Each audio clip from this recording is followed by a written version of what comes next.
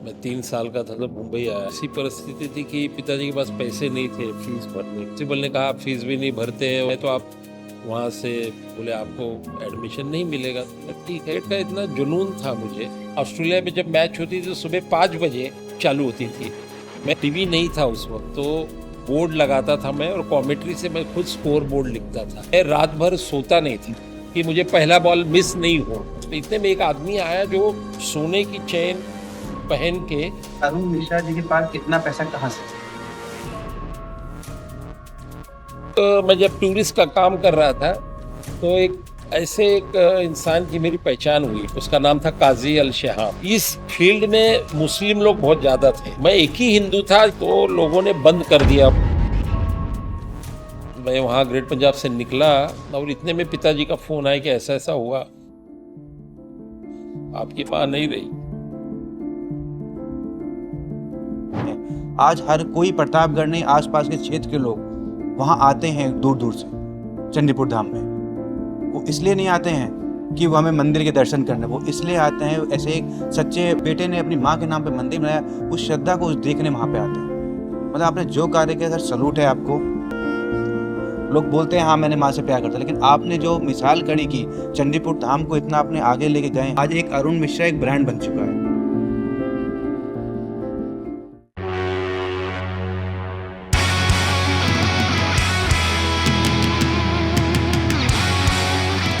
स्वागत है आपका बैठक विद पांडे जी शो में।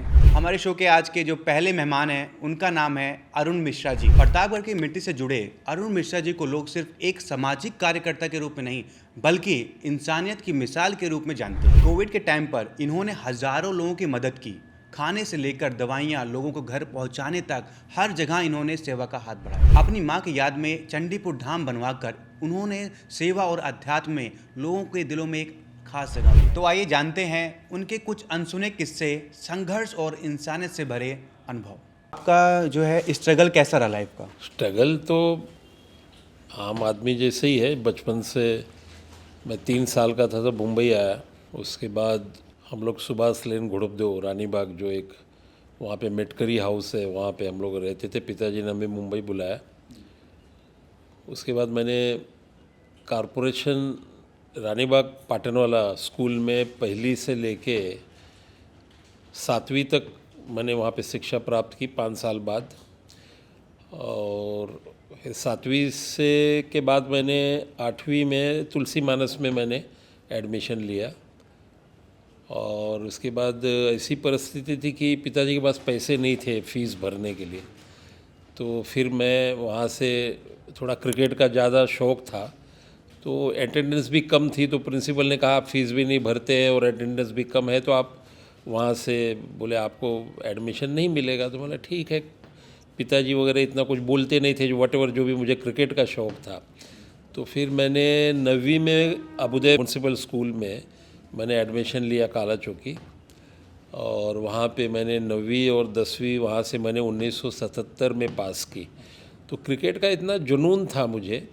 टीवी नहीं था उस वक्त, तो हम लोग हमारे जहाँ रहते थे वहाँ पे हम लोग बोर्ड लगाता था मैं, और कॉमेंट्री से मैं खुद स्कोर बोर्ड लिखता था कि कितना 4 मारा तो भाई इनका 4, 8। मैं खुद इतना क्रिकेट का पागल था।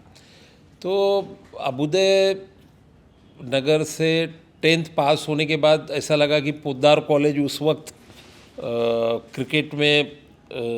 क्रिकेट की मैंने इंक्वायरी किया कि भाई किस कॉलेज में क्रिकेट खेला जाता है। तो उस वक्त बहुत काफ़ी कम थे। पोद्दार कॉलेज था, डॉन बास्को था, एक तुम्हारे मतलब ऐसे कॉलेज लेवल पे टूर्नामेंट होती थी। तो मैंने कैसे भी पोद्दार कॉलेज में एडमिशन लिया। तो मैंने ग्रवी में एडमिशन लेने के बाद वहाँ पे बड़े बड़े, मतलब आज के बड़े, उस वक्त तो कुछ नहीं था, रवि शास्त्री थे, शिशिर हंतगनी, एलन सिप्पी, चंद्रकांत पंडित, ये लोग सब पढ़ते थे। वेंकसरकर हमारे सीनियर थे। वेंकसरकर ऑलरेडी थे लेकिन उस वक्त सीनियर थे। तो मुझे याद है कि ग्रवी में हम लोग क्रिकेट के सिलेक्शन था, मेरा सिलेक्शन नहीं हो पाया। मुझे ऐसा लगा कि अब कैसे पढ़ेंगे, क्या करेंगे। सिलेक्शन नहीं होने के बाद फिर मेरी पढ़ाई वहाँ से ग्रवी से छूट गई। लेकिन एक अच्छा समय ऐसा आया कि उस वक्त रवि शास्त्री से मेरी अच्छी दोस्ती हुई। मुझे याद है हम लोगों माटुंगा पोद्दार कॉलेज के सामने, अभी तो वहाँ पे जालियाँ लगा दी हैं, एक वहाँ पे पत्थर का एक कटा था, हम लोग बैठते थे, रवि वहाँ पे बॉलिंग डाल के मतलब क्रिकेट उस वक्त वो खेलता था। तो हम लोग जब बैठते थे उस पे कटाड़े पे, तो रवि बोलता था अरुण ज़रा एक वो मिड डे पेपर लेके आ, जल्दी जा। तो उस वक्त मुझे याद है कि मिड डे वगैरह पेपर में कॉलेज के स्कोर कि रवि शास्त्री ने इतना रन मारा, इतना स्कोर, मतलब वो एक छोटा सा नाम, एक लाइन आप पढ़ नहीं सकते, वो देख के हम लोग को, उसको भी खुशी होती थी, मुझे भी खुशी होती थी।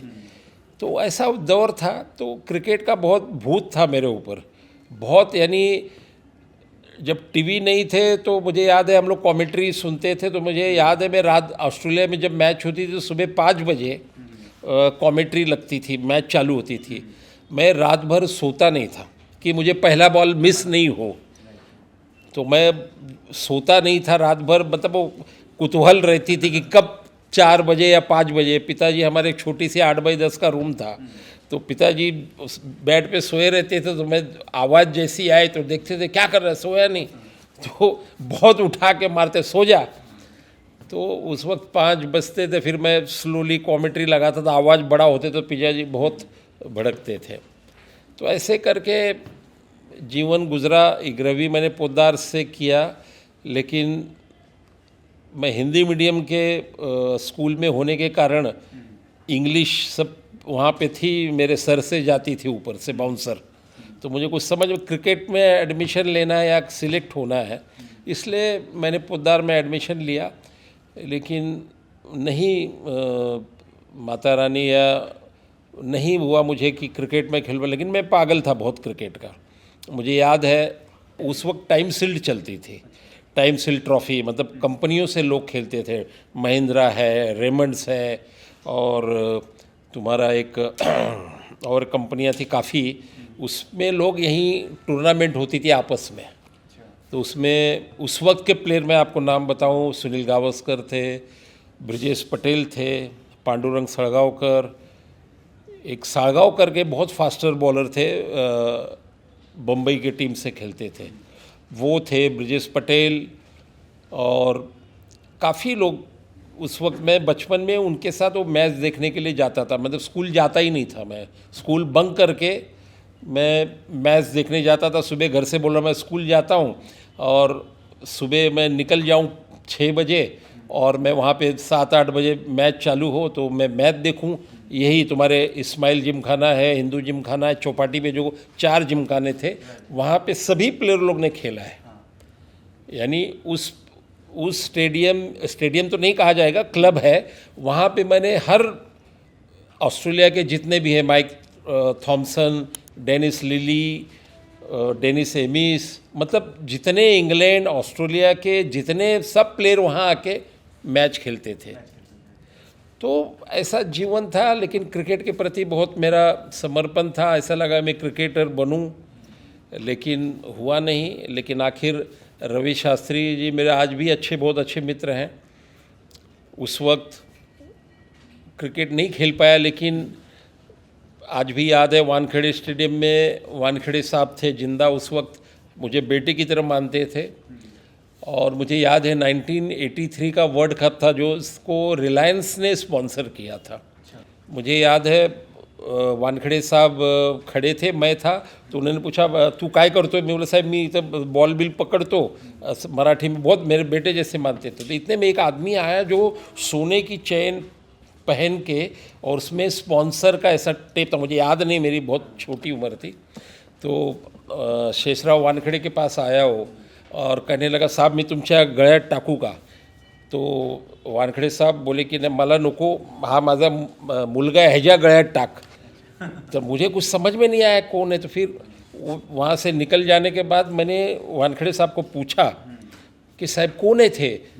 तो उन्होंने बताया की ज्यांनी हे टूर्नामेंट भरवलं आहे ते अनिल अंबानी आहेत। तब मुझे अनिल अंबानी ये है ऐसा मुझे पता चला।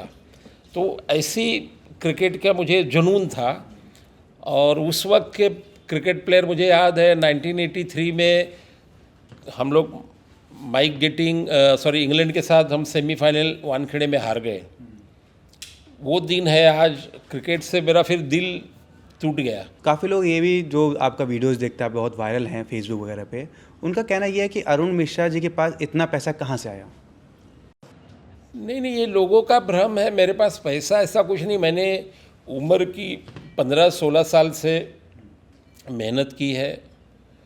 उम्र की 15-16 साल से मैंने टूरिस्ट का काम किया, टूरिस्ट गाड़ियों का। उसके बाद फिर करीब उम्र की 19 साल के बाद, उस वक्त बहुत प्रचलन था कि खाड़ी देशों में जैसे कुवैत है, सऊदी है, बहरीन है, मस्कत है, यहाँ पे लोगों की डिमांड, यहाँ भारत से, इंडिया से अपने काफ़ी लोग काम करने जाते थे। तो उस वक्त मैं जब टूरिस्ट का काम कर रहा था तो एक इंसान की मेरी पहचान हुई। उसका नाम था काजी अल शेहान। आज भी मेरी ऑफिस अल शेहान इंटरनेशनल इस नाम से ही है, मैंने रखा है, बिकॉज़ उस आदमी ने मुझे दिशा दी, इज़्ज़त दी। तो वो हमेशा हमारी गाड़ी बुक करता था। वो सऊदी कॉन्सुलेट जाए, वहाँ वीज़ा सब लगता था, पासपोर्ट जमा करना पड़ता था। तो ऐसे एक दिनचर्या चलने के बाद एक दिन उसने मुझसे सवाल किया। मुझे अरबी नहीं आती थी, लेकिन मैं सीखा धीरे धीरे अरबी। तो उसने मुझे पूछा कि अरुण, तुम ये सब जानते हो कि तुम खुद क्यों नहीं करते हो ये बिज़नेस? मैं बोला मुझे आइडिया नहीं, मेरे पास जगह नहीं है, मैं कैसे करूं? तो बोला कि ठीक है, क्या चाहिए? उसके लिए बोला अपनी ऑफिस होनी चाहिए और तुम्हें नॉलेज तो है ही है सब। तो बोला ऑफिस के लिए क्या खर्चा आएगा, मैं देने के लिए तैयार हूँ। तो वो दिन था। फिर मैंने भाई कल्ला में एक ऑफिस ली भाड़े पे, और फिर मैंने अपना बिज़नेस चालू किया। ऐसा उस वक्त बिज़नेस था कि आपको लगाना है 2 रुपये और कमाना है 40 रुपये, 40,000 रुपये। तो उस काजी अहमद अल शेहान उसका सरनेम था, वो सऊदी से हायल के थे। तो उनका आशीर्वाद मिला, फिर मैंने चालू किया।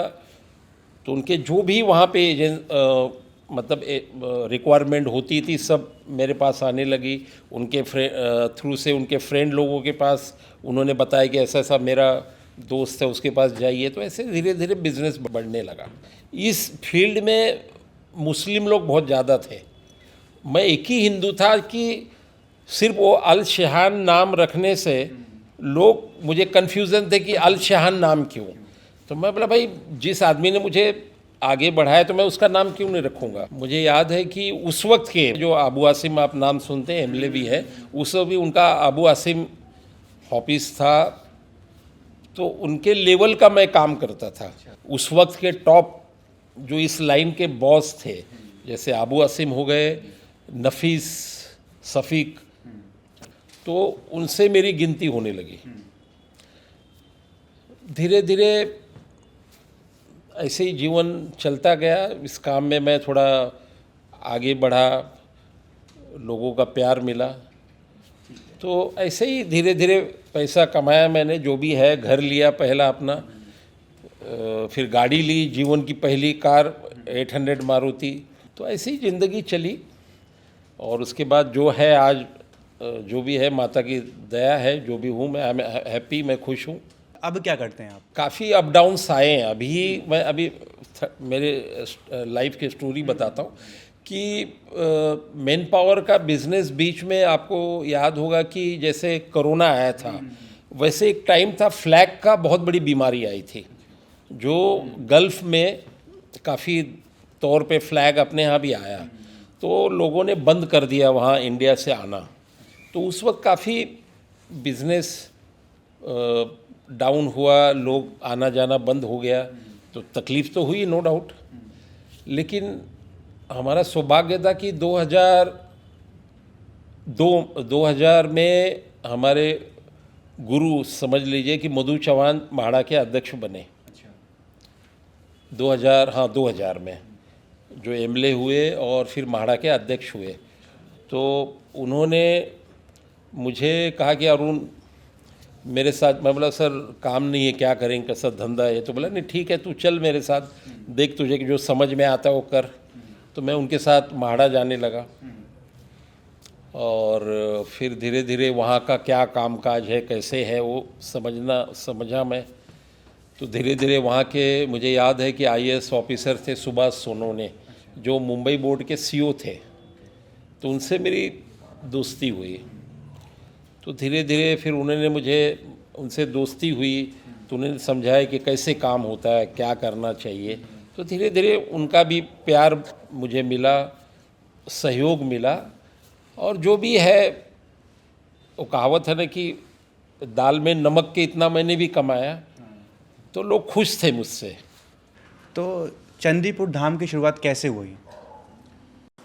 चंदीपुर धाम की शुरुआत प्रिंस जी ऐसी है कि मुझे याद है कि 2005 में, मुझे याद है मैं म्हाडा में, हाँ, दो सुभाष सोनवणे जी सीईओ थे। मुझे याद है कि हमारी मम्मी का 2005 में देशवासन हो गया, उनका स्वर्गवास हो गया। मैं मुंबई में ही था और मुझे पिताजी का फ़ोन आया, लेकिन नहीं, पिताजी का फ़ोन नहीं आया, उनकी वो शायद इस परिस्थिति में नहीं थे कि मुझे बता सकेंगे आपकी मम्मी एक्सपायर हो गई। तो मुझे याद है कि दादर में ग्रेट पंजाब करके होटल है, हमारा अड्डा ही था। अड्डा मतलब हम लोग काफ़ी फ्रेंड लोग सब साथ में वहाँ बैठते थे, एक अच्छा माहौल रहता था हमारे फ्रेंड सर्कल मेन पावर के। तो मैं उस वक्त मोबाइल नया नया आया था 94 में, तब मेरे पास मोबाइल था। तो जैसे ही मैं उस होटल के बाहर निकला, मुझे वाइफ का फ़ोन आया, मेरी, हमारी धर्मपत्नी का, कि कहाँ हो। तो मैंने कहा कि क्या बात है।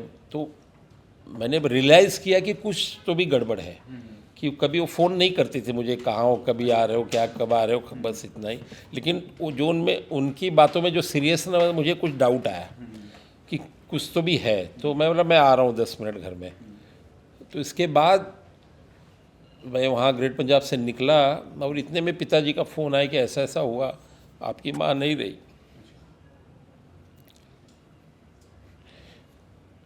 मेरा ड्राइवर भी था तिवारी, वो भी रोने लगा बेचारा। आपने जैसे इसके पहले सवाल किए थे कि चंदीपुर बनाने का ख्याल कहाँ से आया, तो थोड़ा सा मैं भावुक हो गया था। मैं उसके बाद की स्टोरी बताता हूँ। मैंने वाइफ को बोला, वाइफ को पता ही चल गया कि उनको पता चल गया। मुझे याद है कि मैं अपने आप में नहीं था वो दिन, मुझे याद है अच्छी तरह से। मैंने अपने 2-4 कपड़े लिए, पैसे लिए और सीधा मैं एयरपोर्ट आया कि मुझे अब गांव जाना है। लेकिन उस वक्त इतनी फ़्लाइटें नहीं थी, 2005 की बात बता रहा हूँ। 2-4 फ़्लाइट थी जो लखनऊ जाती थी, बनारस जाती थी, प्रयागराज तो नहीं थी। तो मैं एयरपोर्ट गया, बोला अभी फ़्लाइट आपको नहीं मिलेगी, सुबह 6 बजे की फ़्लाइट है। तो फिर मैं 6 बजे की फ़्लाइट थी, तो मैंने कहा ठीक है। फिर मैं रात भर एयरपोर्ट रहा, सुबह 5 बजे फ़्लाइट थी। तो मुझे याद है हमारे छोटे भाई रमेश और फिर हमारे और मेरे से छोटे अनिल, उन्होंने कहा भैया हमको भी चलना है। मैंने कहा कोई बात नहीं, आप आइए। मैंने सबकी टिकट निकाली और फिर हम लोग लखनऊ उतरे, मुझे याद है आज भी। और लखनऊ से हम प्रतापगढ़ पहुंचने में मुझे आज करीब 3 घंटा लगता है, उस वक्त 7 घंटे लगे। जो रोड थी सुल्तानपुर और प्रतापगढ़ की बन रही थी, मतलब गाड़ी नाव कैसे चलती है ऐसे चल रही थी, मतलब इतने रास्ते अच्छे नहीं थे। पहुँचे, फिर माँ का सब संस्कार हुआ और फिर उसके बाद पिताजी को मैं गांव लेके आया, बम्बई लेके आया कि आप अकेले कैसे रहेंगे। हमारा प्रतापगढ़ में घर था तब, चंदीपुर मंदिर और घर नहीं बना था। तो पिताजी को मैं मुंबई लेके आया कि आप अभी अकेले यहाँ प्रतापगढ़ घर में कैसे रहोगे, चलो हमारे साथ रहो। तो मुझे याद है उस वक्त हमारे ससुर जी नरसिंह मिश्रा, बद्री मिश्रा, जो मानधाता के कांग्रेस के अच्छे नेता थे, वो लोग सब आए थे साथ में। हम लोग शिरडी गए और शिरडी से लौटने के बाद एक साइन में मेरा बहुत ही अच्छा होटल है जहाँ मैं हमेशा बैठता हूँ, पेनासुला करके। तो हम लोग वहाँ बैठे, तो पिताजी भी थे, सब लोग थे। तो मैंने पिताजी को एक सवाल किया कि आप अब मुंबई रहिए, क्यों गांव रहोगे? तो उनको तो थोड़ा उनके भाइयों के प्रति, या उनके फैमिली के भाई नहीं थे उनके बड़े, क्यों तीन ही भाई थे। तो एक भाई उनकी शादी नहीं हुई थी और वो एक्सपायर हो गए थे, और एक भाई थे जो प्रधान रहे 25 साल चंदीपुर के। तो उनकी फैमिली थी, तो उनके प्रति उनसे बहुत ज़्यादा लगाव था। तो मैंने पूछा कि आप इधर ही रहो, गांव क्या करोगे जाके? तो बोले नहीं, बहुत इमोशनल उन्होंने कह के मुझे कहा कि अरुण, अगर मेरी बात अगर मानोगे तो एक बात कहूँ। मैं बोला कहिए, आपका हक है, क्यों नहीं, आपका बेटा हूँ, आप कहिए जो आपको तकलीफ़ है। तो उन्होंने कहा कि देखिए, लोग हंसते हैं कि आपका तो मुंबई में घर है, इलाहाबाद में घर है, प्रतापगढ़ में है, गांव में क्या है? तो मुझे बहुत दुख हुआ। मैं बोला गांव में क्या? बोला कि मेरी इच्छा है कि गांव में घर बनाइए आप। वो बात मेरे दिल को लग गई, और फिर मैंने कहा आपकी इच्छा है ना गांव में घर बनाने की, अब भी फ़ोन करिए। तभी हमारा कच्चा घर था, मुझे याद है मैं चंदीपुर जाता भी नहीं था बहुत ज़्यादा। कभी 2-4 साल में कभी गया तो मामा के यहाँ गोराडीह में मैं रहता था, हमारे मामा का घर था। तो वहाँ बचपन काफ़ी मेरा बीता है। चंदीपुर में सड़क नहीं थी, न जाने के लिए रास्ता था, कोई जानता नहीं था, तो कभी गया नहीं। तो पिताजी के कहने पे मैंने कहा ठीक है, आपकी इच्छा तो घर बनाइए। तो पिताजी ने इमीडिएट फ़ोन किया कि कच्चा घर तुड़वाओ, घर बनवाओ। फिर मैंने इमरजेंसी, वहाँ पे मुझे याद है कि प्रतापगढ़ में एक इंजीनियर थे मौर्या करके। तो पिताजी बोले अच्छा, हमारा प्रतापगढ़ का घर उन्होंने डिज़ाइन की थी, जो प्रतापगढ़ में घर है। तो उन्हीं को बोला, तो उन्होंने एक डिज़ाइन बनाई, तो मैं उसमें इन्वॉल्व हुआ। तो मौर्या जी ने डिज़ाइन बनाई, तो फिर मैंने कहा ठीक है बनाइए। तो पिताजी के देख रेख में वो घर बना मतलब बन रहा था। तो तुड़वा के सब हुआ, ग्राउंड फ्लोर बना, फर्स्ट फ्लोर बना, सेकंड फ्लोर बना। तो मुझे याद है कि मैं बरसात थी, मैंने यूपी की बरसात यानी सालों साल नहीं देखी थी। यानी बचपन में जाता था छुट्टियों में, स्कूल यहाँ छुट्टी हो तो गांव मामा के यहाँ रहूं, और बरसात कभी देखी नहीं थी। तो मैं इस ताड़ में, मतलब ऐसा सोचा कि आपकी बरसात में गांव में घर बन रहा है, तो बरसात में ज़रा मौसम देखते हैं। तो मुझे याद है मैं बरसात में गया गांव। मुझे याद है बरसात भी हो रही थी, मैं घर सेकंड फ्लोर तक बन गया था। तो मैं पिताजी के साथ ऊपर गया कि कैसे क्या है। तो मेरे जहाँ आज मंदिर है वो खेत, मतलब वो जगह थी। मैंने पिताजी को खाली इतना ही पूछा कि बाबू घर केकर आहे, सॉरी ये जगह केकर आहे जमीन? तो कहे न वो शुक्ला जी का है। तो हम कहे काहे भी न चाहिए। तो हम कहे देखा अगर वो बेचत हुई तो यहाँ एक मंदिर बनाया जाए।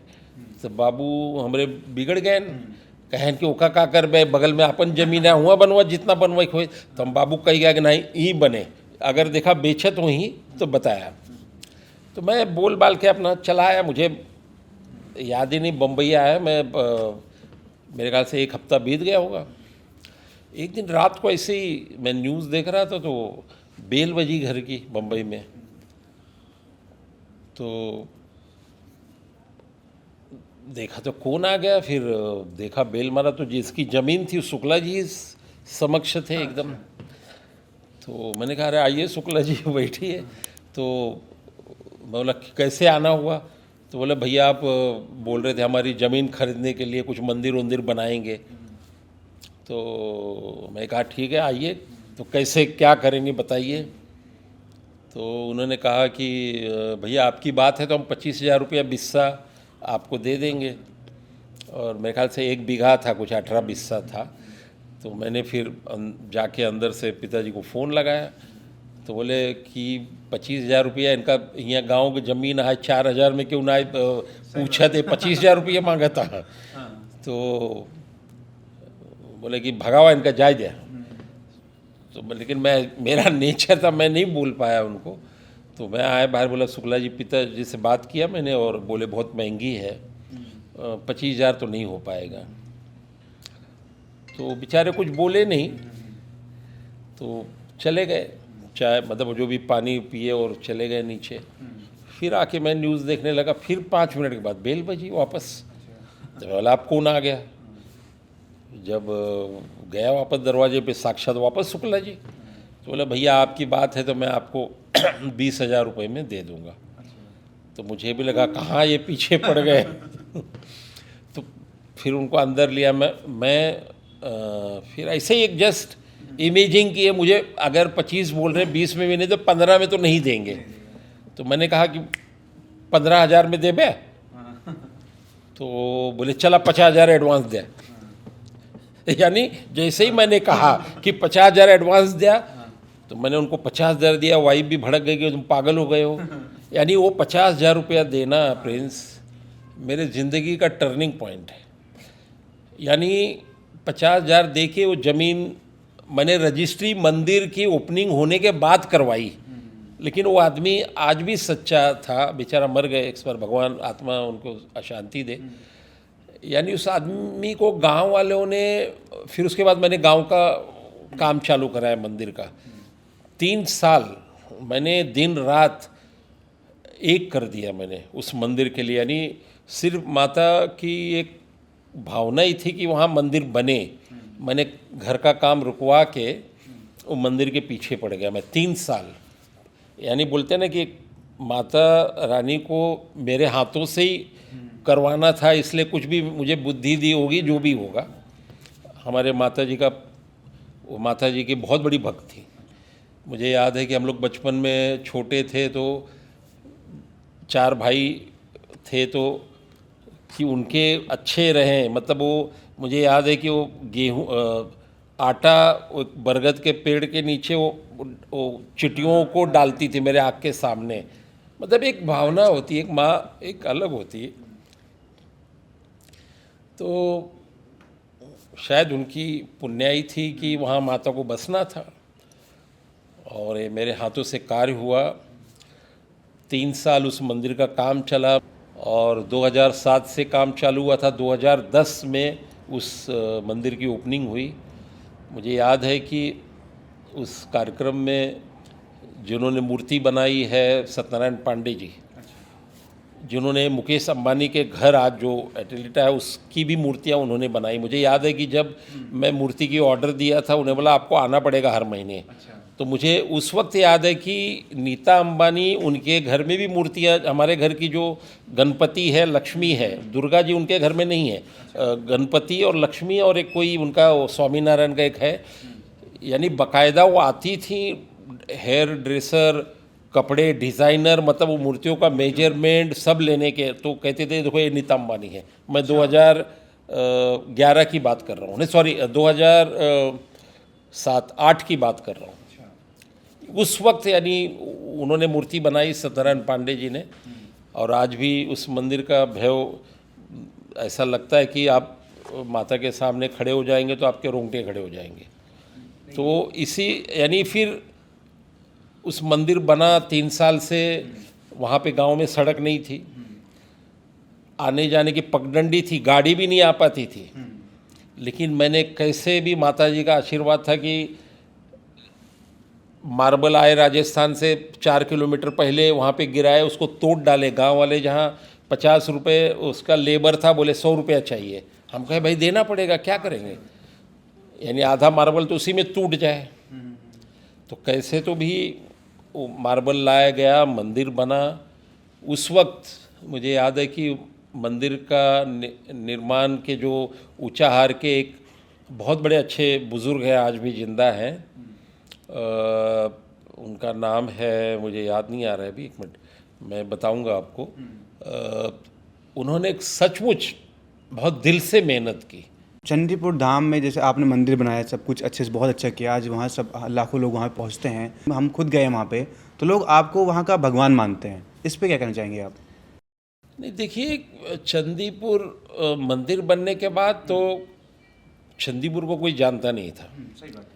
लेकिन मंदिर बनने के बाद जिस प्रकार से उसका जीर्णोद्धार, मतलब उसका ओपनिंग हुई, प्राण प्रतिष्ठा हुई और कार्यक्रम हुआ, मनोज तिवारी जी आए थे, मुझे याद है 2010 में। तो उसके बाद फिर थोड़ा बहुत चंदीपुर का नाम हुआ, लेकिन उसके बाद मैंने इतना प्रयास किया कि चंदीपुर को लोग जाने। मैंने मीडिया से एक एक पेज में ऐड देता था। उस वक्त इतना इसका ये मोबाइल और ये सब ज़्यादा लोग नहीं यूज़ करते थे, तो पेपर ही एक माध्यम था, न्यूज़, एक एक पेज ऐड देता था मैं। अच्छे अच्छे कलाकार भोजपुरी के बुलाना, मनोज तिवारी हैं, तुम्हारे अवधेश जी हैं, यानी ऐसा कौन सा कलाकार है जो भोजपुरी को मैंने नहीं बुला के इस लोग जाने चंदीपुर को, मैंने किया। लेकिन क्या था कि वहाँ पे गांव, जब मैं वहाँ पहुँचा, यहाँ पे जब ये मंदिर मैं इतना नहीं जाता था, मंदिर के बाद मुझे उस वहाँ के हालात समझ में आए क्या है। यानी चंदीपुर ऐसा गांव था कि जहाँ सड़क नहीं थी, यानी बिजली तो थी, लेकिन कितने गांव थे वहाँ बिजली तक पहुँची नहीं थी, यानी खंबे नहीं थे, लाइट नहीं थी, लोग कटिया डाल के लाइट यूज़ करते थे। क्यों, हमारा काफ़ी रूरल एरिया है, तो सांसद विधायक कोई ध्यान नहीं देता था। तो वहाँ ये मंदिर बनने के बाद लोग आए मेरे पास कि भैया हमको सड़क नहीं है, हमको लाइट नहीं है, हमको नल नहीं है। तो जो भी मैंने मेरी तरफ से प्रयास किया कि जैसे एक दो गांव थे, उस तरफ मैंने अपने पैसे से जो बिजली के खंबे रहते हैं, वो करीब 100 खंबे मैंने मंगाए, गवर्नमेंट से मैंने खरीदे, यानी जो ब्रोकर रहते हैं उनको बोल के। फिर मैंने लाइन डलवाई, ट्रांसफार्मर जो रहता है वो डलवाया और वहाँ तक लाइट पहुँचाई। कुछ गांव तो ऐसे थे कि जहाँ सड़क भी नहीं थी, तो वहाँ मैं पर्सनली मेरे पैसे से वहाँ पे सड़क बनवाया मैंने, कच्ची पक्की नहीं, मतलब वहाँ से जो भी घर थे, हाँ रास्ता था, उसको प्रॉपर करवा के, जैसे बीच में किसी का घर आता था उससे प्यार हाथ पैर जोड़ के, भाई तुम्हारा क्या नुकसान हो रहा है, ये लीजिए, इसको रास्ता जाने दीजिए, ये सब किया मैंने, रास्ता करवाया वहाँ पे। और लाइट, उस वक्त लाइट की तो बात की बात है, फिर उसके बाद सोलार लाइट का बहुत प्रचलन था। तो मुझे याद है कि करीब 185 सोलार लाइट हमारे ग्राम सभा के हर घर पे दी मैंने। हाँ, हर घर में मैंने सोलार लाइट दी कि भाई आप चिंता मत करिए, विधायक नहीं देगा, सांसद नहीं देगा, मैं दे रहा हूँ। तो मैंने ये सब प्रोवाइड किया वहाँ पे। सड़क नहीं थी, उसके लिए मुझे याद है कि पहली बार मंदिर की ओपनिंग थी तो रत्ना सिंह ने, हमारे यहाँ कच्ची सड़क थी, कच्ची क्या पगडंडी थी, जब मंदिर की ओपनिंग थी तब उस वक्त रत्ना जी सांसद जी थी, रत्ना सिंह। तो उनको बोल के हमारे गांव से जो पगडंडी थी उसको सड़क उन्होंने बनवाया, मुझे याद है वो चीज़। उसके बाद फिर मंदिर ओपनिंग होने के बाद मैंने काफ़ी ये किया। संगम जी अभी सांसद थे, उनको भी बोला कि भैया ऐसा ऐसा है, सड़क बननी चाहिए। तो नितिन गडकरी साहब हमारे भी परिचित हैं, तो मैं उनके साथ नितिन गडकरी को जाके मिला कि ऐसा ऐसा है। तो गडकरी साहब मुझे महाराष्ट्र नहीं समझते थे। तो मैं जब मिला उनको तो बोले तू यूपी का कब से हो गया? मैं बोला सर ऐसा ऐसा है, मुझे मतलब मराठी में बात करता था। तो बोला अच्छा तुझ्या गावाची हे आहे का? तो उन्होंने इमीडिएट 7 करोड़ रुपया प्रधानमंत्री योजना से सैंक्शन करा के आज घोड़े चवर से मंदिर तक सड़क बनाई पूरी प्रधानमंत्री योजना से। तो उनका मैं बहुत बहुत शुक्रगुजार हूँ। और हमारे सांसद जी संगम जी का भी कि उन्होंने प्रयास किया, शायद प्रयास क्या, मैं भी गया उनके साथ, उन्होंने एक माध्यम थे वो, और वो आज वो सड़क बन गई है और बहुत अच्छी सड़क बनी है। इसी प्रकार से ये मंदिर बना। आपने इतना सारा काम किया, किसी राजनीतिक पार्टी ने कभी आपको टिकट नहीं दिया? नहीं नहीं, राजनीति प्रिंस ऐसा है कि राजनीति तो मैं कभी ज़िंदगी में, मेरे खून में नहीं है। मैं बहुत भोला इंसान हूँ, इमोशनल हूँ। मुझे याद है 2010 में मंदिर की जब ओपनिंग हुई, हमारे प्रतापगढ़ के सेनानी जी उस वक्त मायावती की पार्टी, क्या नाम, हाँ बसपा पार्टी में थे। तो पर्सनली वो आए थे मेरे घर पे और उन्होंने मायावती से मेरी बात भी कराई। उन्होंने कहा कि आपको इलेक्शन लड़ना है। मैं कहा कि नहीं बहन जी, मुझे इलेक्शन वगैरह नहीं लड़ना है, मुझे माफ़ करिए। 11 की बात है, उस वक्त बसपा काफ़ी ये थी। तो राजनीति प्रिंस ऐसा है कि अब मेरे खून में नहीं है। मुझे बहुत इमोशनल आदमी हूँ, और किसी को प्रॉपर समय दो, किसी को बोलो उसका काम न करो तो आई एम फील गिल्टी। मुझे ऐसा लगता है कि मैं गुनहगार हूँ। तो वो सब चीज़ें मेरे खून में नहीं हैं। नहीं, वो बात अच्छी है। आजकल क्या होता है कि आदमी कोई एक हेल्प भी करता है, उसका वीडियो बनाता है, दिखाता है, मतलब एक मतलब होता है। आपने निस्वार्थ इतना काम किया, अपने गांव को कहाँ तक पहुँचाया। आज चंदीपुर धाम, प्रतापगढ़नी, पूरा मतलब उत्तर प्रदेश में हर कोई जानता है। हमने देखा था आपका कोविड में आपने रवि किशन जी के साथ मिलके हज़ारों लोग को मतलब उनके घर तक पहुँचे, जहाँ पे लोग घर से बाहर नहीं निकल रहे थे। और आपका मतलब वो कैसे माइंड में आया? कोविड का बात ऐसी थी कि कोविड हुआ भाई अचानक, हर आदमी, तो हम लोग भी शौक थे कैसे है। तो आदमी सोचा कि भाई 10 दिन में ख़त्म होगा, 15 दिन में, महीना। जब 2 महीने 3 महीने हो गए तो लोगों को पता है तो भाई बहुत डेंजरस चीज़ है। तो लोग, मुझे गांव से लोगों का फ़ोन आने लगा कि भैया हमारा वो पैसा नहीं है उनके पास खाने को पैसा नहीं, कैसे इनको भेजिए। तो उस वक्त गवर्नमेंट ने निर्णय नहीं लिया था कि इनको कैसे भेजा जाए कोविड में। फिर उसके बाद में काफ़ी दिनों के बाद ऐसा निर्णय हुआ कि अगर एक स्टेट दूसरे स्टेट को परमिशन देता है तो हम यहाँ से अलाउ करेंगे। तो मैं उस वक्त सांसद जी बम्बई थे, मुझे याद है। तो मैंने उनसे चर्चा की कि भैया ऐसा ऐसा है। तो बोला फिर कैसे करोगे? तो उनको सब जुटाना पड़ेगा, उनका आधार कार्ड लेना पड़ेगा, उनको फिर डीएसपी के पास भेजना पड़ेगा, फिर कलेक्टर को परमिशन लेना पड़ेगा। वो परमिशन जाएगी उत्तर प्रदेश होम सेक्रेटरी के पास। वो जब अलाउ करेगा तब हमारे आदमी जा सकते हैं। तो मतलब उसमें कौन सी बड़ी बात है। तो हमने एक साइट बनाई, साइट मतलब मोबाइल पे, कि अगर किसी को जाना हो तो आप लोग इस नंबर पे कांटेक्ट करिए, आपका नंबर और आधार कार्ड भेजिए। यानी वो ऐसा करना, यानी आपको मैं प्रिंस जी बताऊं कि कम से कम 50,000 आदमियों का फ़ोन आया और उनका डिटेल्स आई। लेकिन अब हमारे सामने ऐसा था कि एक ट्रेन में 1100-1200 आदमी जाएंगे, तो कैसे उनके 50,000। तो हमने फिर प्लानिंग किया कि कितनी ट्रेन भेज सकते हैं। तो उस वक्त मुझे याद है कि महाराष्ट्र के होम सेक्रेटरी करीर साहब थे। तो वहाँ पे करीर साहब थे, तो वो लिस्ट चेक करते थे कि ये इतने आदमी हैं और ये जाना चाहते थे।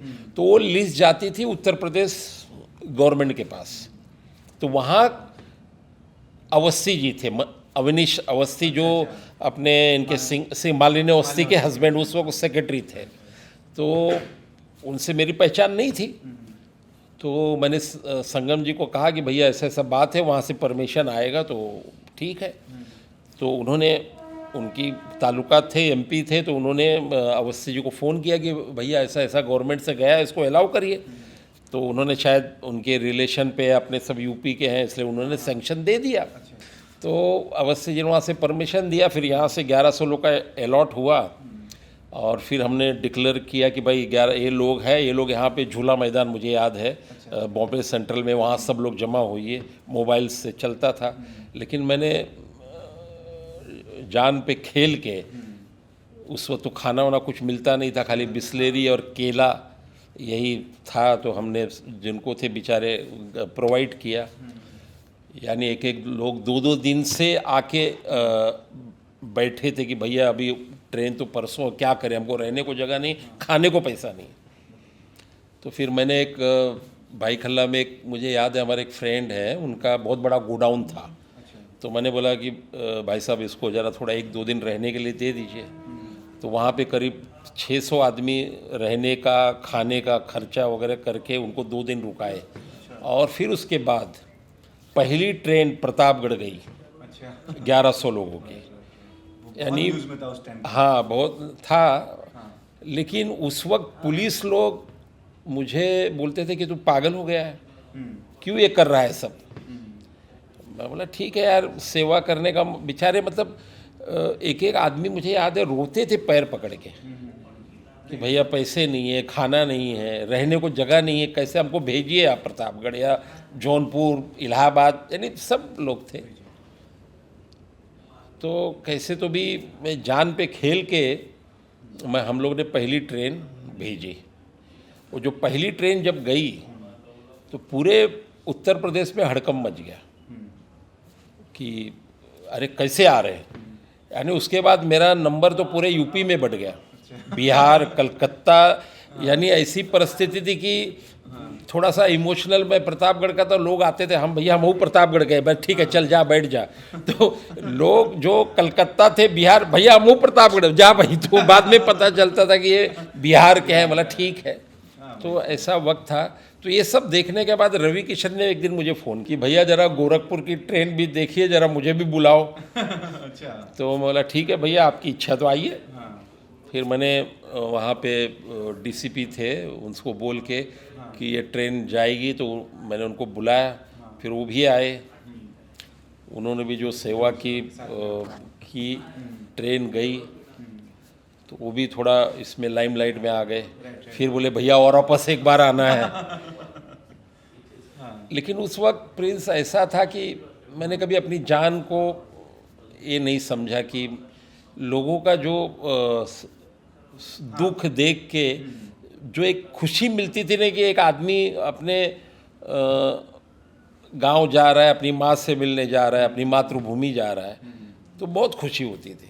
तो आपको कभी डर नहीं लगा ऐसा कि यार मेरे को भी कोविड हो जाए, क्योंकि बड़े बड़े लोग बाहर नहीं निकल रहे थे, तो ऐसा कुछ डर नहीं लगा आपको कोविड हो जाए मेरे को? मैं सच बताऊं प्रिंस कि ऐसा डर कभी लगा ही नहीं। यानी अच्छे अच्छे पुलिस एसीपी डीसीपी मुझे डांटते थे, बिकॉज वो सब दोस्त थे। करीर साहब बोले कि तू पागल हो गया, तू कैसे क्या होगा। मैं बोला सर जो होगा देखा जाएगा। लेकिन लोगों का प्यार, मुझे याद है आज भी कांदीवली का एक मैदान में गोपाल शेट्टी, मैं, हमारे प्रतापगढ़ के सब दिग्गज लोग, यानी सब लोग, अब भैया हमारा 20 आदमी है, भैया मेरे 40 आदमी है, भैया मेरे 50 आदमी है, बोला सबको लेके आओ। अच्छा, यानी सबको लाइन लगा के बस में भेजना, ट्रेन में बिठाना, बहुत अच्छे से किया। लेकिन 4-5 महीना, 3-4 महीना ये सब प्रक्रिया चली। और एक दिन ऐसा हुआ कि मुझे खुद अस्पताल में एडमिट होना पड़ा। मुझे खुद को कोविड हो गया उस दौरान? हाँ उस दौरान। और मैं आपको एक बताऊं कि घर पे मुझे याद है सब वाइफ और भड़क गए कि आप ये सब कर रहे हैं। मुझे ऐसा लगता था कि मेरा शरीर गल गया।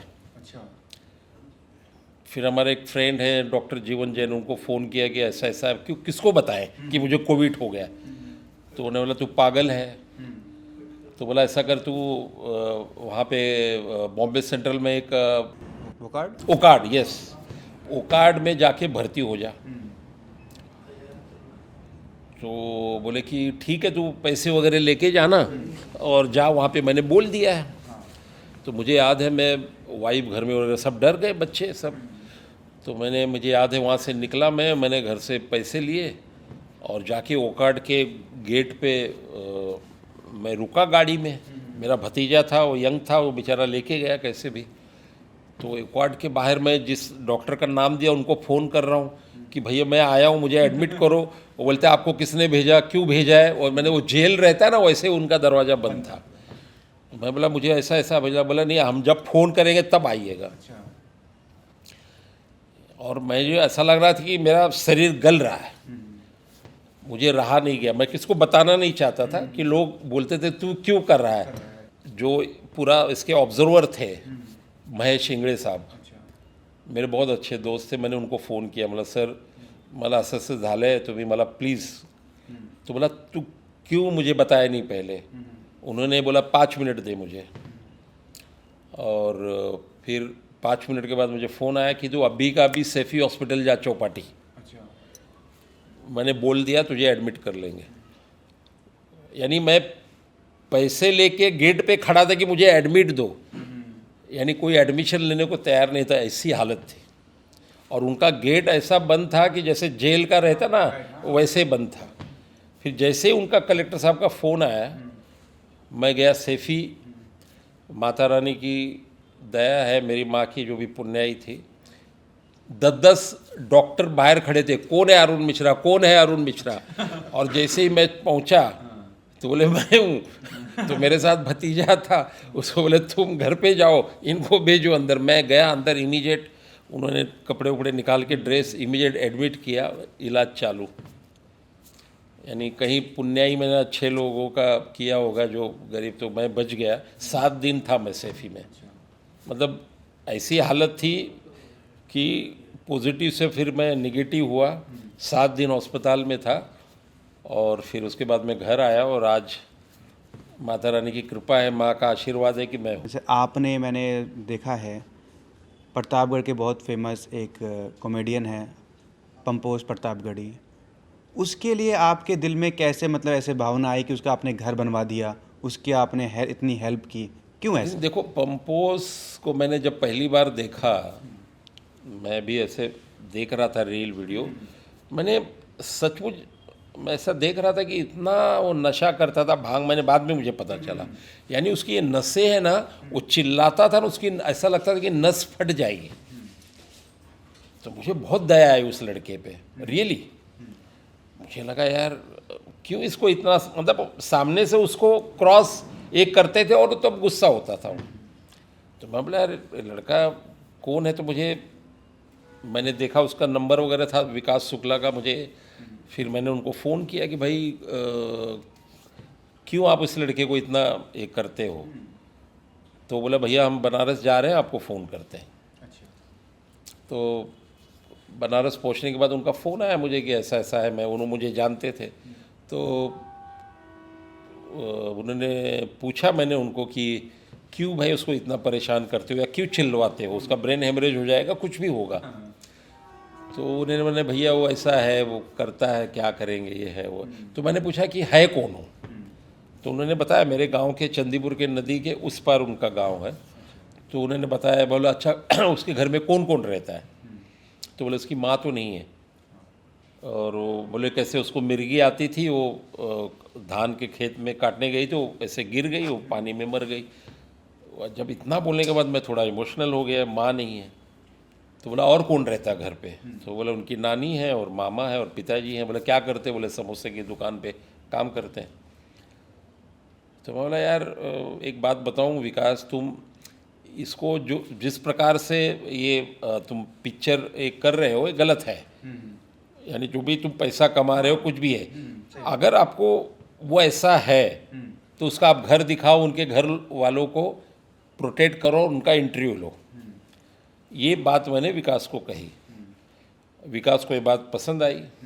उसके दूसरे दिन बाद उन्होंने, विकास ने उसके घर का वीडियो, उसके नानी का वीडियो, उसके मामा का वीडियो उन्होंने सब शेयर किया।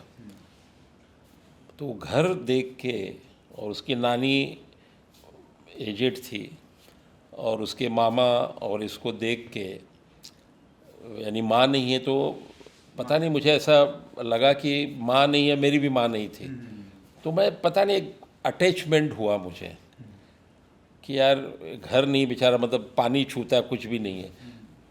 तो मुझे निस्वार्थ, मुझे कोई फेमस नहीं होना था, कुछ नहीं। मैं बोला ऐसा करो, घर नहीं है ना, मैंने देखा आपने जो दिखाया सही है, ऐसा करो उसका घर बनवाओ। तो मैंने उसको ऑर्डर दिया कि आप बनवाओ, जो पैसा लगेगा मैं दूंगा। तो उसने चालू किया घर बनाना। यानी घर बना, प्लास्टर हुआ थोड़ा, मतलब वो था घर कच्चा, मतलब पक्का ही था, लेकिन वो इतना जर्जर हो गया था कि बरसात में पानी चूहे, खटिया नहीं थी, लाइट नहीं थी, कुछ नहीं था घर में, मतलब वो रहने के यही नहीं था। तो फिर उसने बेचारे ने पूरा उसको करवाया, पूरा घर बनवाया, फिर सीढ़ी बनवाई। सब कुछ घर बनने के बाद फिर मैंने कहा इलेक्ट्रिक का काम करिए। इलेक्ट्रिक का काम हुआ, प्लास्टर हुआ, दरवाजे लगे, खिड़कियां लगी, खिड़कियां तक नहीं थी घर में, खिड़कियां लगी। और फिर प्लास्टर होके सब तैयार हुआ तो बोले भैया अभी क्या करना वाला, इसको सोने के लिए बेड दो, टीवी दो। तो हमारे एक मित्र है राम सिंह, होम सिक्योरिटी के मालिक गोड़े के ही हैं, हमारे अच्छे मित्र हैं। तो मैंने उनको कहा कि ऐसा ऐसा है, तो बोले भैया मैं तैयार हूँ, आप बोलिए। तो उन्होंने उनके लिए 2 बेड, टीवी, ये सब पैसा दिया, टीवी लगा, सब कुछ लगा। और फिर इसी प्रकार से घर बन गया उसका, और फिर पूजा हुई, और फिर उसके बाद की स्टोरी तो दुनिया जानती है। तो ऐसा निस्वार्थ, मैंने ऐसा नहीं सोचा कि मुझे ये करना है। एक ही उसमें कनेक्शन था कि उसकी माँ नहीं थी और मेरी माँ भी नहीं थी, और पता नहीं उसको देख के क्या प्यार आया मुझे। आज भी मुझे पसंद है कि बिकॉज वो जो बोलता है अवधी भाषा ना, माइंड ब्लोइंग, मतलब ऐसे दिल को छू जाता है मेरे। क्यों? बिकॉज मैं बम्बई रहा तो अवधी बोलता हूँ, लेकिन पंपोज की जो अवधी है तो बहुत ही बेहतरीन है। मुझे याद है मैं पहली बार उसको मिला तो उसको वीडियो देखता था मैं। तो वो बोलता था हम एक बॉल पे 6 छक्का मारी थे। तो मैंने पहली बार जब मिला तो उसको मैंने सवाल किया, पंपोज एक बतावा कि तू एक बॉल पे 6 छक्का कैसे मारे थे? तो उसका जवाब तब, चाचा हम लुलरी कही दे थे मार मार के। मतलब इतना हंसा मैं। तो एक अलग उससे इमोशनल है मेरा, एक बेटे जैसे ही है, आज भी बेटे जैसे ही मानता हूँ मैं, और बहुत ही निस्वार्थ और बहुत ओपन हार्ट है वो। माता रानी उसका भला करे। अक्सर आपके वीडियो वायरल होते हैं उनके साथ में। हाँ, ये लोगों का ऐसा कहना है कि विकास भी कहता है कि चाचा आप विकास पंपोज के साथ आते तो हमारा वीडियो बहुत ये होता है। जैसे अभी आज मैं फेसबुक पे आता हूँ तो पंपोज के जितने चाहने वाले हैं, उनके जो व्यूअर्स हैं, वो भी मुझे डाइवर्ट हो गए हैं सब कि अरुण चाचा कौन है। अरुण चाचा भगवान है। भगवान है। तो ये वर्ड वो लोगों के दिमाग में, वो भी आज मुझे इंस्टाग्राम पे देखते हैं, फेसबुक पे देखते हैं, तो सब चाचा, अरुण चाचा सब कहते हैं मुझे, कि वो मुझे अरुण चाचा ही बोलता है हमेशा। यानी इतनी पॉपुलैरिटी, मैं बताऊं प्रिंस कि मैं बम्बई में भी किसी पेट्रोल पंप पे चला जाऊं, कोई ट्रेन में चला जाऊं, या अभी मैं जवेरी बाज़ार, अभी 4 दिन पहले की बात बता रहा हूँ, मैं जवेरी बाज़ार गया था एक काम से, मैं लिफ्ट में जा रहा था, 4 आदमी, अरे अरुण चाचा आप पंपोज तिवारी, मतलब पेट्रोल पंप पे चले जाऊं, अरे अरुण चाचा क्या आए है देखा गाड़ी में। और ट्रेन में, अरे आप वही है ना पंपोज के अरुण चाचा। तो एक खुशी होती है, एक निस्वार्थ मैंने किया, ऐसा कुछ नहीं। लेकिन आज उसके भी चाहने वाले हैं और लोग मुझे भी चाहने लगे हैं, एक टाइटल मिल गया अरुण चाचा। तो ऐसे है, चलता है, ज़िंदगी है। एक मैं हमेशा यही कहूँगा कि इंसान को हमेशा अपने मातृभाषा, मातृभूमि और माँ से हमेशा प्यार करना चाहिए, और जो बनता है, जो भी उसके लिए करना चाहिए। जो भी इंसान को बने, अपने गांव के लिए, अपनी मातृभाषा के लिए, अपनी माँ के लिए करना चाहिए। और इसी में इंसान की भलाई है, इसी में अच्छा है। आजकल लोग बड़े बड़े सब ये कर रहे हैं, वो कर रहे हैं, ठीक है, अपनी जगह सब सही है, लेकिन माँ से बढ़कर इस दुनिया में कुछ नहीं है। मैं हमेशा कहता हूँ एक बात कि शीतलता पाने के लिए मानो तू कहाँ भाग रहा है, कि शीतलता पाने के लिए मानो तू कहाँ भाग रहा है, जो है माँ की गोद में वो हिमालय में नहीं है। तो माँ का प्यार ऐसा होता है। बाकी तो हर इंसान खा रहा है, कमा रहा है, सब अपनी ज़िंदगी है, किसी का बुरा मत करिए, किसी का गलत मत सोचिए, जो सामने आए उसको गले लगाइए, बस यही है दुनिया में। और क्या है, आपका जो इस दुनिया से जाने के बाद जो आपने जो कर्म किए हैं, जो कार्य किए हैं, उसी को लोग याद करेंगे। हमारा मंदिर जब बन रहा था, जब ओपनिंग भी नहीं हुई थी, गांव के लोग इतने हैं, उस शुक्ला जी को बोलते थे भैया ऐसा बोलो कि मंदिर हमने बनाया, रजिस्ट्री मत करो। अच्छा। यहाँ तक लोगों की सोच थी कि मैंने रजिस्ट्री नहीं की थी, मैंने सिर्फ उनको 50,000 दे के बिल्डिंग काम चालू किया। लोग गांव वाले कहते थे कि ऐसा बोलो कि ज़मीन उनके नाम पे थी, बोलो मैं बनाया हूँ, इनका क्या है। यहाँ तक सोच देने वाले हैं। तो क्या, जहाँ राम है वहाँ रावण रहेंगे ही। तो उसमें कोई, आप अपना कार्य करिए, जो है जितना हो सकता है अच्छे लोगों का भला करिए, लोग अपने आप आपको आशीर्वाद देंगे। और बाकी अब क्या कहूँ मैं, ज़िंदगी कट गई है। आज मैं 64 साल का हो गया हूँ। क्रिकेट का बहुत शौक़ था, बचपन से नहीं बन पाया। उसके बाद माँ से बहुत लगाव था। एक मैंने माँ के लिए काम किया, मंदिर बनवाया निस्वार्थ। कभी सपने में भी नहीं सोचा कि इतना बड़ा मंदिर बन जाएगा, या चंदीपुर को मैं इतना नाम दे पाऊँगा। लेकिन आज दुर्गा जी का और हमारी माता जी का आशीर्वाद है कि आज पूरा उत्तर प्रदेश चंदीपुर को जानता है। एक और मेरा क्वेश्चन ये रहेगा आपसे, आपका मैंने अक्सर पोस्ट देखे हैं इंस्टाग्राम पे, तो राजेश खन्ना जी के साथ आपका क्या कनेक्शन है? देखिए, ऐसा है कि आपने अच्छा बात छेड़ दी। राजेश खन्ना, देखिए क्या, बचपन में जो एक दिमाग में जो चलता है, मैं करीब 8-9 साल का हूँगा, तो राजेश खन्ना की पहली पिक्चर मैंने आराधना देखी। अच्छा। तो आराधना देखने के बाद पता नहीं मैं उनका फ़ैन हो गया। वो गाने, वो ट्रेन में मेरे सपनों की रानी कब आएगी, और आराधना का एक और सॉन्ग बहुत बढ़िया मुझे अच्छा लगता है कि कोरा कागज़ का था मन मेरा। वो फिर उसके बाद उनका पता नहीं मेरे दिमाग में वो आइडेंटिटी मेरे दिमाग में बैठ गई। तो उसके बाद फिर फ़ैन हो गया मैं उनका। और फिर उस वक्त मुझे बचपन था, मुझे याद है कि थिएटर में तो जाने के पैसे नहीं थे। तो उस वक्त रास्ते पे बम्बई में जैसे गणपति का कार्यक्रम है, तो एक पर्दे लगा के प्रोजेक्टर से पिक्चर दिखाया जाता था। तो मुझे याद है उनकी सब पिक्चर, मुझे याद है कि हाथी मेरे साथी उसके बाद आई थी उनकी। मैं स्कूल में था, मैं आधा स्कूल बंक करके मैं डरबी थिएटर था डोंगरी में, वहाँ पे 70 पैसे टिकट थी। मैं बंक करके वो पिक्चर देखने जाके, वहाँ पे मुझे याद है कि वो 70 पैसे की ऐसे लाइन लगती थी। एक वहाँ पठान था, ऐसा चाबुक लेके ऐसे लाइन में लोगों को मारा करता था। हाँ, तो वो 70 पैसे में कम से कम मैंने 50 बार पिक्चर देखी। अच्छा। इतना मेरे दिमाग में वो हाथी मेरे साथी आ गया। तो उसके बाद मैंने काफ़ी दिनों के बाद उनका फ़ैन रहा। फिर जब मुझे मिलने का उनका मौका आया, तो मैं उनसे मिला। मैं मतलब शब्द हूँ कि मेरे सामने थे, और मुझे उन्होंने खाना खिलाया, आइसक्रीम खिलाई। और मैंने उनसे कहा कि मेरी इच्छा है कि आप एक डायलॉग बोलिए। तो समझ गए कि कौन सा डायलॉग। अच्छा।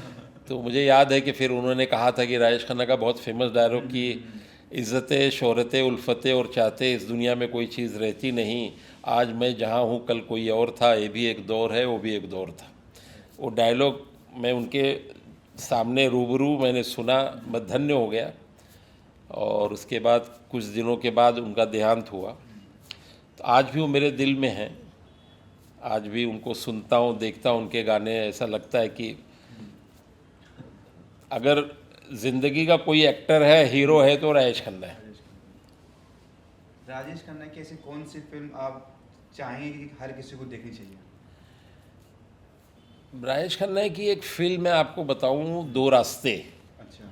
जिसमें एक बहुत फैमिली ड्रामा था।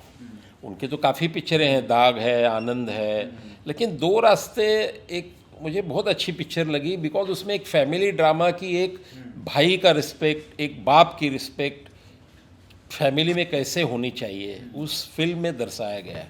और बहुत अच्छी पिक्चर थी दो रास्ते, और उसको लोगों ने देखना चाहिए। और अपनी फैमिली के साथ एकजुट रह के अपने माँ बाप की इज़्ज़त करें, भाइयों की इज़्ज़त करें, बहनों की इज़्ज़त करें, एक साथ रहें। इसी में एक संसार का आगे बढ़ने का अच्छा इसमें मैसेज है। जो आज के युवा हैं, उन्हें आप क्या संदेश देना चाहेंगे? नहीं, आजकल की युवाएं बहुत स्मार्ट हैं, नो डाउट। मैं क्या संदेश दूंगा, लेकिन आजकल के युवाओं को मैं सिर्फ इतना ही कहूँगा, और उसके पहले भी मैंने कहा कि ये 3 चीज़ों को कभी नहीं भूलें: माँ, मातृभाषा और मातृभूमि। ये 3 ऐसे चीज़ें अगर इसको आप पकड़ के इसको ठोस अगर आप चलेंगे तो ज़िंदगी में हमेशा कामयाब रहेंगे। अच्छा, जो आपने मंदिर बनाया, मंदिर में अपनी माँ की मूर्ति स्थापित करने के पीछे आपका क्या भाव था? देखिए, मंदिर में माँ की मूर्ति बिठाने का एक मेरे दिमाग में ऐसे आया कि माँ, देखिए माँ के प्रति मुझे बहुत प्यार था, लेकिन जब तक वो जिंदा थी, शायद बचपन तो बीता उनके गोद में, लेकिन जब से मैं 15-16 साल का हुआ, मैं कमाने लगा, शायद उनसे दूर हो गया मैं। लेकिन जब उनका देहांत हुआ, शायद मेरे ज़िंदगी का सबसे मतलब कष्टदायक समय आप कह सकते हैं। यानी किसी इंसान को इतना दर्द, यानी मैं करीब 1 साल तक मैं सो नहीं पाया। यानी उनकी कमी इतनी खली मुझे, शायद उसी का ये मेरे दिमाग में कहीं ये होगा कि माँ के, वो माता जी की बहुत बड़ी भक्त थी। बचपन में देखता था हमेशा, जब भी उठूं पूजा पाठ ये वो दिमाग में था मेरे। ऐसी कोई बात जो आप अपनी माँ से कहना भूल गए हों या ना कह पाए हों, कोई ऐसी जो बात कहना चाहते हो आप आपकी माँ से, जो आप ना कह पाए हों? होता है लाइफ में, सबके लाइफ में होता है कि बाद में बोल देंगे, बाद में कह देंगे। ऐसी कुछ बात नहीं थी, माँ से मैं बहुत क्लोज था। मैं जब भी करीब 25-30 साल का था तब मैं हर चीज़ उनसे शेयर करता था। लेकिन एक ही बात का दुख मुझे है कि जब मेरे अच्छे दिन आए, वो सुख देखने के लिए रही नहीं हूँ। इस बात का खेद है मुझे। तो जो लोग भी ये देख रहे हैं, आप इतना इमोशनल हो रहे हैं, आप उनको क्या कहना चाहोगे कि माँ बाप कितने ज़रूरी हैं लाइफ में? क्योंकि हम पैसा कमा लेते हैं, सब कुछ कर लेते हैं, लेकिन जब पैसा होता है तो वही लोग नहीं होते जिनके लिए हमने पैसे कमाए होते हैं। लेकिन देखो, माँ बाप ऐसी जगह है कि एक बार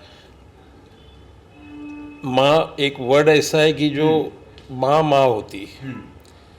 एक बार अपने बेटे बेटियों पे भी भरोसा मत रखो, अपनी बीवी पे भी भरोसा मत रखो, लेकिन माँ ऐसी निस्वार्थ है, आपका बुरा कभी नहीं देखी। क्योंकि आपने जो कार्य किया है माँ के लिए, आपने मंदिर जो बना के मतलब अमर कर दिया है। आज प्रतापगढ़ नहीं, पूरे मतलब देश में जब भी बात होती है, हमने बहुत आर्टिकल्स पढ़े हैं आपको लेके, बहुत लोग मतलब बहुत बड़ी बात है ये। माँ के लिए इतना प्यार आज तक हमने नहीं देखा किसी लिए। लोग बोलते हैं हाँ मैंने माँ से प्यार करता, लेकिन आपने जो मिसाल खड़ी की, चंडीपुर धाम को इतना अपने आगे लेके गए हैं।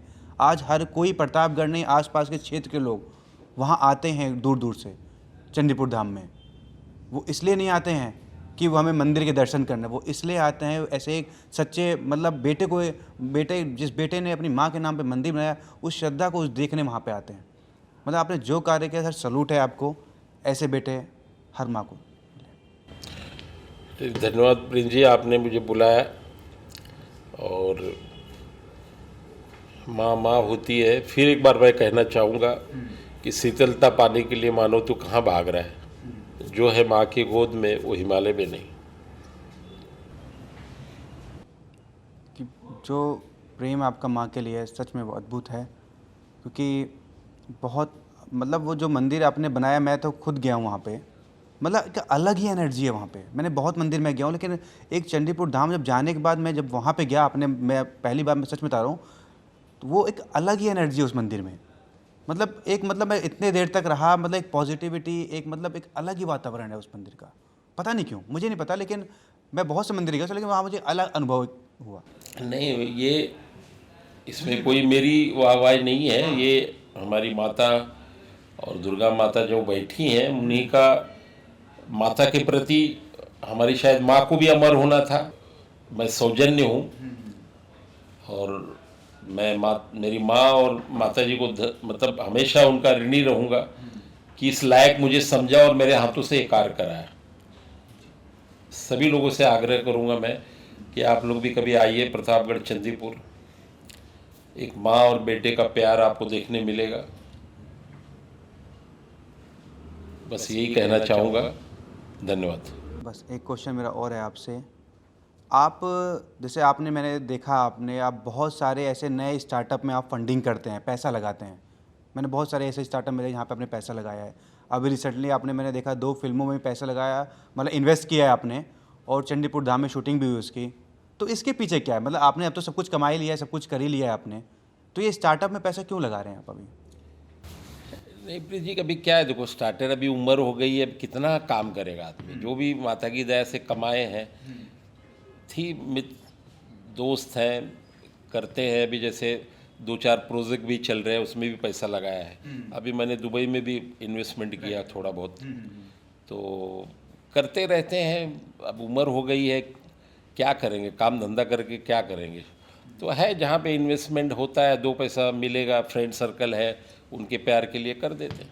नहीं, अब बहुत इमोशनली आदमी मैंने देखा आपकी, जो हमने बात किया इतना अच्छा है, बट आपने, मुझे लगता है कि ऐसे बहुत सारे कार्य किए होंगे जो आप यहाँ बता नहीं रहे होंगे, क्योंकि आप जिस तरह से इमोशनल हो रहे हैं माँ को लेके, बातों को लेके, ऐसा मुझे लगता है कि मतलब कि अद्भुत हैं आप, और बहुत ही अनेक कार्य किए हैं आपने।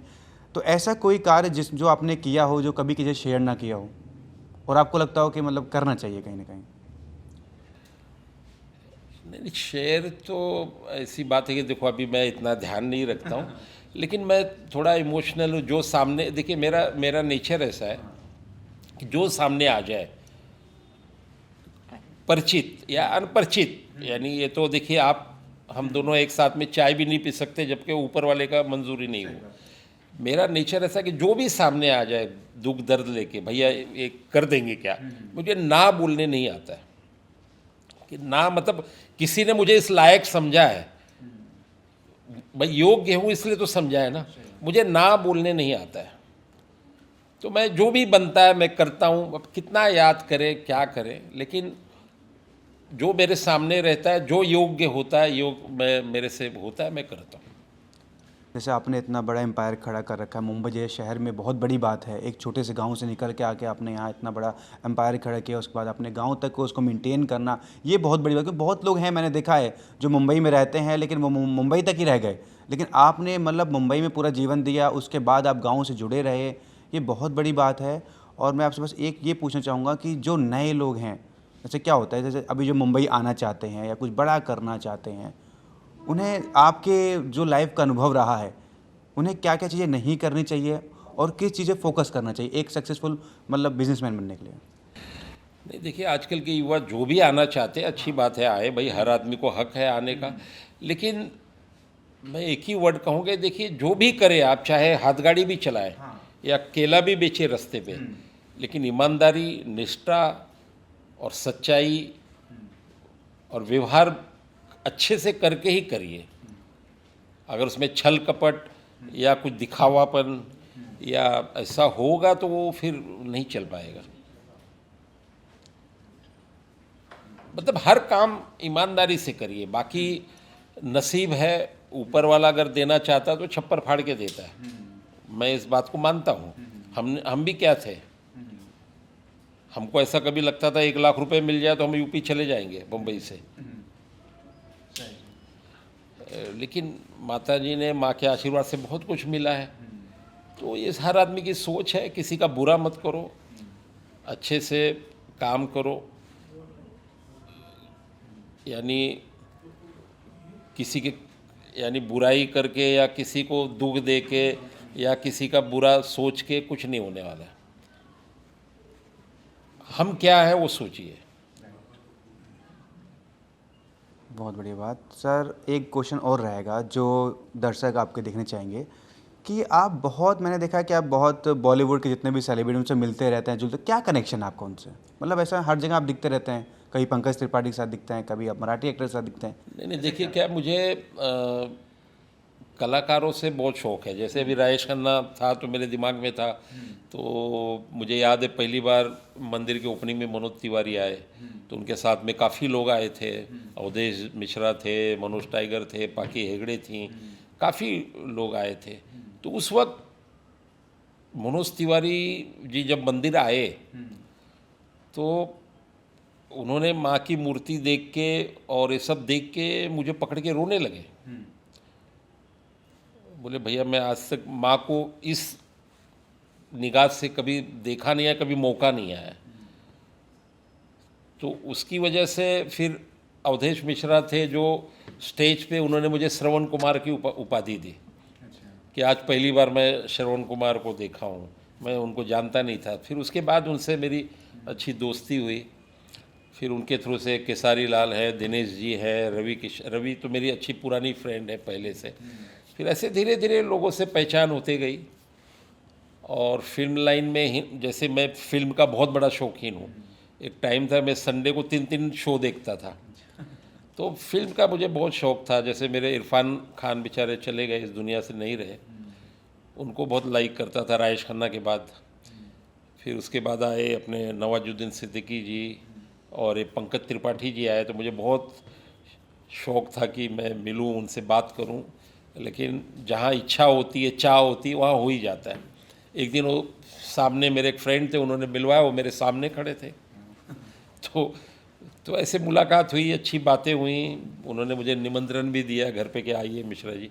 तो जब भी मौका मिलेंगे जाऊंगा मैं। देखिए सेलिब्रिटी ये सब ठीक है, सब इंसान है। आपका व्यवहार कैसे है, आपका एक रहता ना कि आप उनके प्रति क्या चाह है। एक कोई आदमी आपके प्रति अगर प्यार करता है तो उसके नज़रों में, उसकी बातों में, उसकी बिहेविंग से पता चलता है कि ये सचमुच मुझे लाइक करता है। तो मैं जब मिलता हूँ तो उनको ऐसे शायद मेरी आंखों में या मेरे बिहेविंग से उनको पता चलता है कि सचमुच मेरे बहुत बड़े फ़ैन हैं। मैं पंकज जी को मिला, पंकज जी मुझे 10 मिनट देखते ही रह गए। तो मैं उनका बहुत बड़ा फ़ैन हूँ, पंकज त्रिपाठी। अभी उनका एक ड्रामा मैंने देखा, बहुत बढ़िया एक्टिंग, बहुत, उनकी लड़की भी उसमें काम करती है, बहुत अच्छी ड्रामा है। मतलब देखना चाहिए लोगों ने कि क्या कलाकार होता है। कलाकार एक कैसे गांव से या ज़मीन से कैसे उठता है, उस ड्रामा में उन्होंने शो किया है। फिर एक बार, आखिरी बार मैं यही कहूँगा कि माँ, मातृभाषा और मातृभूमि का कोई विकल्प नहीं है। यही जीवन का सार हर इंसान ने अपने ज़िंदगी में रखना चाहिए, हमेशा सफल होगा और माता रानी, भगवान उसका हमेशा भला करेगी। बहुत बढ़िया सर। कि पहले अपने घर में देखो, फिर बाजू में देखो, उसके बाद आप आगे कहीं से करो। वही मेरा वही कहना कि देखिए, आज की तारीख में लोग मुझे कहते कि आप क्यों चंदीपुर के बारे में। देखिए, मैं पूरे प्रतापगढ़ को तो नहीं सुधार सकता हूँ, मैं उस लायक भी नहीं हूँ, न कैपेबल हूँ। आज चंदीपुर ये मेरा जन्म स्थान है। मेरी माँ यहाँ ब्याह के आई। जिस मियाना पहले चलता था, आपको याद होगा, और मियाना भी बचपन में मैंने देखा कि माँ इस मियाना में बैठ के आई थी, रास्ते नहीं थे। लोग बताते कि आपकी मम्मी की जब गौना आया था तो यानी पगडंडी थी वो, मतलब मियाना से आई है। तो मैंने समझा कि भाई चंदीपुर क्यों नहीं, आज भगवान ने, माता रानी मुझे दिया है तो मैं चंदीपुर को क्यों नहीं सुधारूं।